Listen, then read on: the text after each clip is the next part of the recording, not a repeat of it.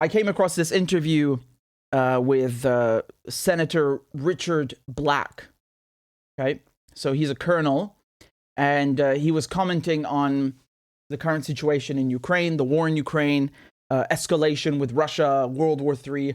And, well, I'd love to go through the whole interview with you guys, but perhaps another time. We'll just look at the essential clips or a few clips here, and then we'll discuss, shall we?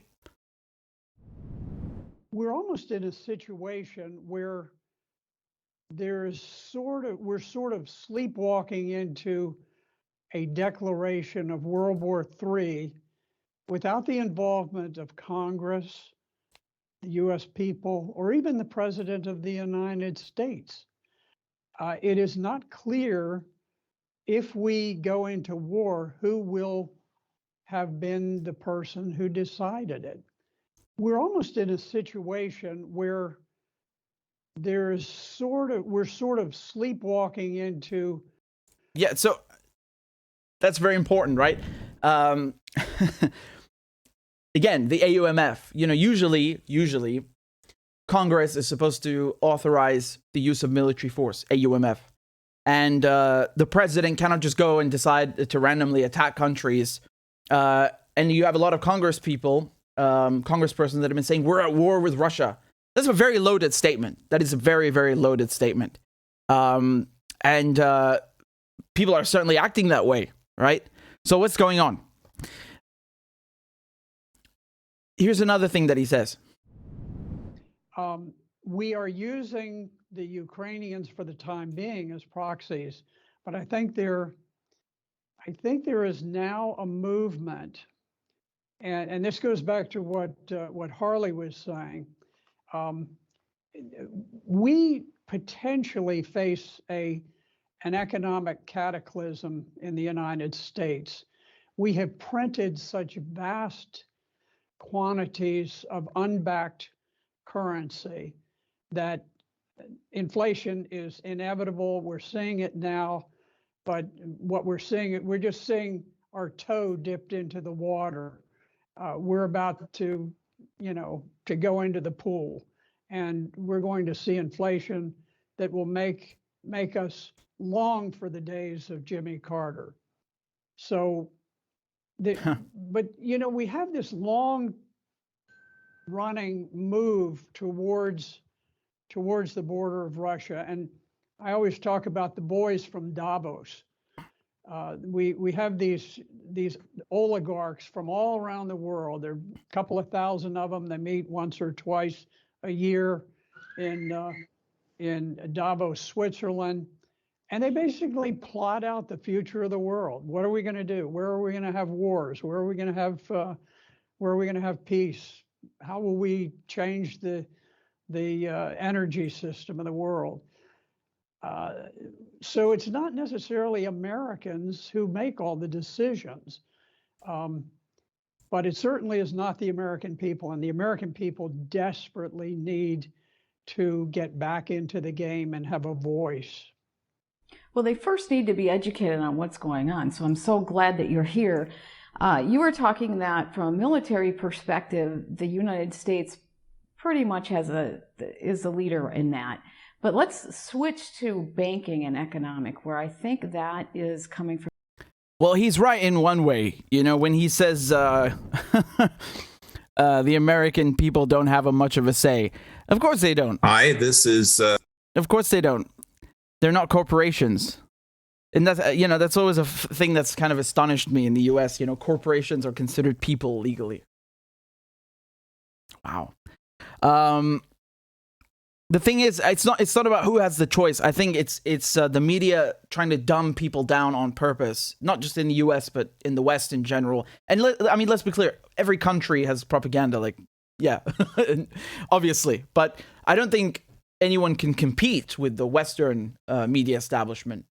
The results of that are clear. It's not really my opinion. The fact that the Western narrative is the dominant narrative, is proof of that. And so it's not just about, you guys don't have the choice, or, the population in this country don't have the choice because the power lies with the corporations. Part of that, of this dynamic, is making sure that people don't know what's going on. They are not educated or being informed, shall we say.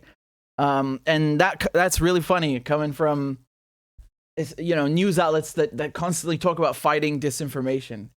God, it's peak irony, really peak irony. Another little thing that I wanted to show you is here.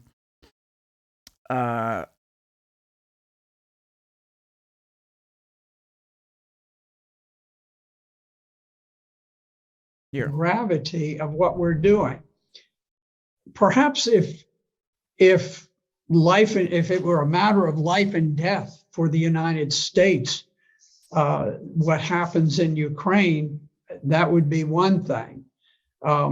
Certainly when the Soviet Union put missiles in Cuba that targeted the United States, that was worth taking the risk, because it was right on our border and it threatened us, and it was a battle worth fighting for and a risk worth taking. The Russians are in exactly the mirror image of that situation, because for them, the life of Russia depends on stopping NATO from advancing further right into Ukraine, right to their borders. He's basically saying it's an existential threat. They cannot afford not to fight this war. They cannot afford not to win this war. So I think toying with this constant escalation in a war that really, in a place that has no significance to Americans. There we go. This is important. Listen up. Ukraine is meaningless to Americans. It has no impact on our day-to-day lives, and yet we're playing this reckless game that risks the lives of all people in the United States and Western Europe for nothing, just absolutely for nothing. Yep. Many. Yep, that he pretty much nailed it, right? He made two very important points, which is that one, this is existential threat for Russia. Meanwhile, it's not important at all for the West. Again, we're not saying Ukraine is not an important country. No, we're saying geostrategically, in terms of national security, in terms of the economy, so on and so on. It's not life-threatening or imperative or compulsory or necessary for the US to be doing what it's doing, for NATO to be doing what it's doing in Ukraine. Do you get it? And why is this an important concept? Because this shows you how to de-escalate the situation, right? And it also shows you where the blame lies. It also shows you who's to blame, because, it's very easy to say, well, oh, look at these Russian baddies going into Ukraine. And yes, I mean, again, I'm unequivocal on this. I think war is horrible. And actually, that's my whole point, that it should have been avoided in the first place. But because they are antagonizing Russia, they made sure that they back Russia into a corner. And then who is getting bitten by the bear? It's the Ukrainians. So this is unfair to everybody. This is unfair for everyone. It's unfair for the Russians because, look, they say Putin is a dictator, but then they want to collectively punish all Russians, even the ones who disagree with Putin. And then, instead of taking care of Americans, instead of taking care of American infrastructure, rebuilding the country, they send 40 billion to arm some fucking Nazis, right? And line the pockets of their friends in the arms industry. And instead of de-escalating the situation, now gas is more expensive, food is more expensive, and there was already inflation, and now they've added to that. They've added to the energy crisis. And you have to understand, a country like Yemen, where I published an investigative report on the fuel blockade there, which is causing unimaginable economic suffering. Yemen gets 40% of its wheat from Russia and Ukraine. So now Yemen, a country that's already been devastated by, on an unimaginable scale, is, it's like putting salt in its wound. It's like putting salt in the wound. And causing more food scarcity. My goodness. So everybody's getting screwed from this. And you can say the same about Africa as well, right? The poor countries are the first ones to be impacted by food shortages. Do you understand? So why all of the census destruction? Why? I really don't understand. It's I get it. Like, yeah, there are very powerful companies who want to make money and all this, but even then, sometimes I'm like, this is like too much. It's too much. It's something beyond that.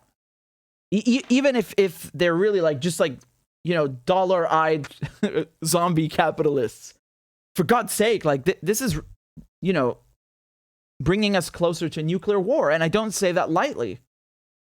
I wouldn't say it if it wasn't serious. So that's the thing, right? When you understand that actually this is not an area of interest for the US, then it shouldn't be doing these things, right? And I think most Americans, most Europeans, if they actually understood, if they really knew what's going on, they would also be opposed to everything that's happening, from the sanctions to the arms deliveries and so on. But that's the point. They don't know, and that's on purpose, by design. That's why you have a media like the one that currently exists in Europe and the US and Australia, is to make sure people don't know. Is to make sure. And